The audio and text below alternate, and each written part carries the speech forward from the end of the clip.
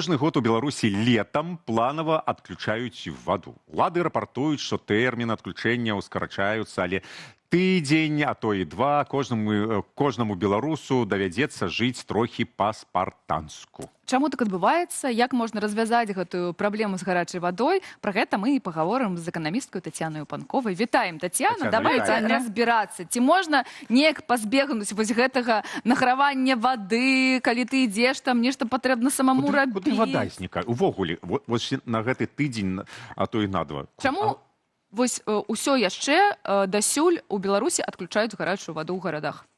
Ну, таму што тая сістэма, якая працуе іначай з савецкіх часоў, гэта такое старое, вялікае інфраструктурная падзея, дзеянне, якое да сих пор у Беларусі існуе.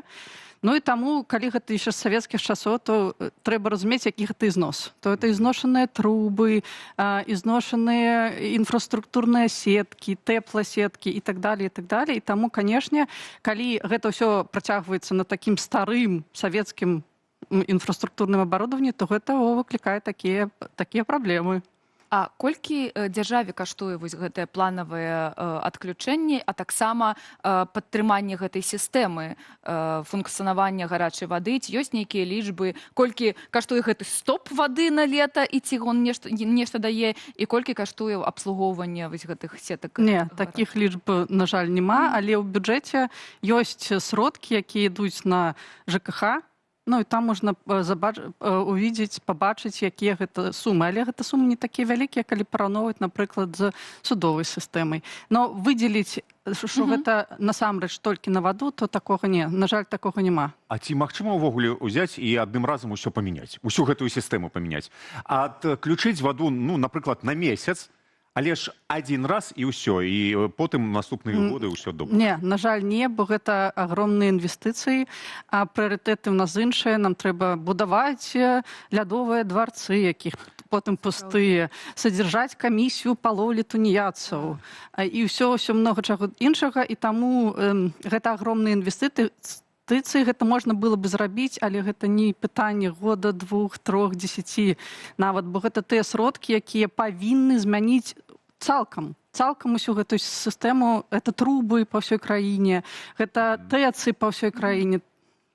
На жаль, мне здаецца, не пры нашым жыцці. А навошта вось адключаць? Я колькі жыву, столькі не разумею. Гэта праверка ці гэта рамонт? Вось для чаго яны адключаюць на 2 тыдні ваду? Гэта можа быць і тое, і тое. Трубы і самі сеткі, яны зношаныя.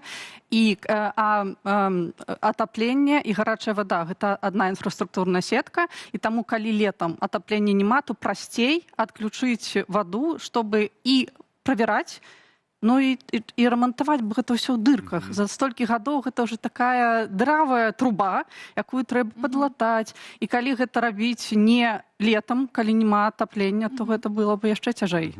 Я памятаю, у савецкі час на месяц адключалі ваду. Ад чаго залежыць? Ад чаго залежыць? Зараз гэта...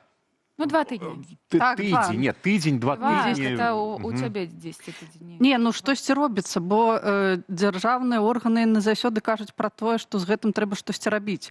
Штосьці робіцца, дзесьці замяняюцца, будуюцца электрадамы. І нават ужо ў Мінску на 30-й год запланавалі нейкую колькасць электрадамоў, каб перавесці ў гэтую нагрузку, бо наш БелАЭС ёсць. А калі гэта электрадом, то тады гэта трохі зніжае нагрузку. Такія дамы ўжо ёсць у Магілёве, адкуль я. Гэта разумны дом? Што такое электрадом? Гэта дом, які падключаны да электрасеткі.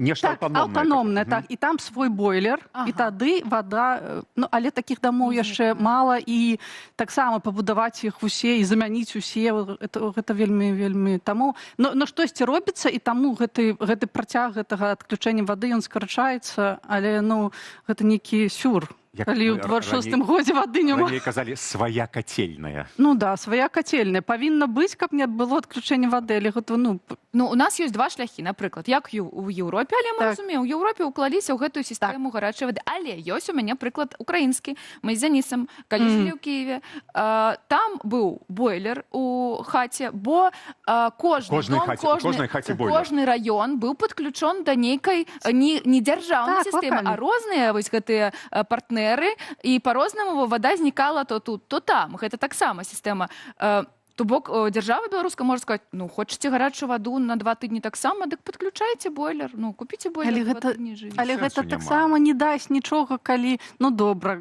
ты ставіш сабе бойлер, у цябе павышаюцца ўжыванне электраэнергіі, ты плаціш болей за яе, ты таксама незадаволены. Ну і Так, таму бо вады не ну, хапае ў гэтым канешне, і бойлеры. ты памыўся, а ты не Такое мне памыўся. так. Так, і І таму яно так і было. Так, таму, бо ва ўкраіне таксама была савецкая сістэма, але яны з часам сталі гэта замяняць і трохі пераходзяць на бойлер, але ну гэта не выхад на дзяржаўным узроўні. А як гэта адбываецца ў іншых краінах, напрыклад? Ну, вось у Польшчы не адключаюць. Не адключаць, бо ў них уже даўно няма ніякага цэнтральнага. Але ж таксама існавала цэнтральная савецкая Калісьці, сістэма. так, але калісьці, калі яны пачыналі гэта ўсё перабудоўваць, інвестыцыі былі направлены туды, куды трэба. І таму яны змаглі з цягам гадоў замяніць гэтыя трубы, кацельныя громістыя на такія лакальныя бойлеры, міні-тэцы, такія, якія ёсць у нейкіх. А в Беларусі праблема, што ў нас грошай няма? Так. Ці нам часу Ну, не хапае? каб Нам не гэта хапае, па-першае, грошай, бо калі паглядзець, як сфармуляваны бюджэт штогод, то там першыя радкі займае што? Праваабарончае, праваахоўная так. і судовая сістэма. Таму у нас іншыя прыярытэты. Мне падаецца, што Сацыяльная дзяржава. Ну так, але якая? Без вады гарачай. У 26-м годзе. Я памятаю, мы ў Мінску, калі адключалі ваду, мы даставалі такі маленькі бойлер, Так. вешалі, і нешта там адбывалася, капала. Ну так. Капала, Але было. Не з тазікам, Не з тазікам, так. гэта было добра. А ці можна, я не ведаю, то бок, каб бюджэт сфармаваўся інакш, гэта толькі на дзяржаўным узроўні, ці, напрыклад, нейкі ЖЭК, нейкі раён, нейкі горад, можа там, ну, нібыта на самакіраванні свае бюджэты накіроўваць. Я плачу за гарачую ваду. Я хачу, каб яна не адключалася. Ці гэта... На жаль, ЖКХ фінансуецца, ну, як оно, не фінансуецца на 100%, бо фінансуем яго мы таксама і прадпрыемствы. Але часткова ЖКХ фінансуецца з рэспубліканскага бюджэта.